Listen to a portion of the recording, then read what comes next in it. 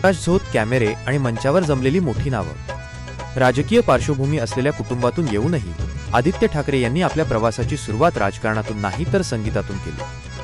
जानेवारी 2008 मध्ये वयाच्या 17व्या वर्षी आदित्य ठाकरे यांनी उम्मीद हा आपला पहिला म्युझिक अल्बम सादर केला. या अल्बममध्ये एकूण 8 हिंदी गाणी होती आणि या सर्व गाण्यांचे शब्द स्वतः त्यांनी लिहिले होते. या गाण्यांमध्ये उम्मीद, ये हौसल, जानून क्या अशी काही गाणी होती आणि अशाच अजून काही गाण्यांनी हा अल्बम पूर्ण झाला होता.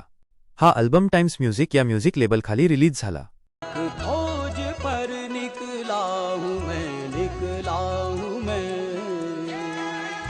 एक खोज पर निकला हूँ मैं. आणि मग तो खास क्षण. मुंबईतील या कार्यक्रमात त्यांच्या आजोबा हिंदुहृदय सम्राट बाळासाहेब ठाकरे आणि ज्येष्ठ अभिनेते अमिताभ बच्चन यांच्या हस्ते या अल्बमचे अधिकृत अनावरण करण्यात आले. त्यावेळी सभागृहात केवळ एक लॉन्च नव्हतं, तर एक मोठा सांस्कृतिक क्षण घडत होता. एक दिन उधर जी घर पे आए और उन्होंने कहा कि बातचीत करते करते कहा कि मेरा बेटा जो है वो कलाकार है, वो लिखता है. शंकर महादेवन, कैलाश खेर, सुनिधी चौहान यांसारख्या प्रसिद्ध गायकांनी आपला आवाज दिला होता, ज्यामुळे या अल्बमला एक वेगळीच उंची मिळाली. उम्मीद है तो मुझे भी अपने पुराने दिन याद आते हैं. I really wish him luck. He is a fantastic human being at the same time, so hope he does well.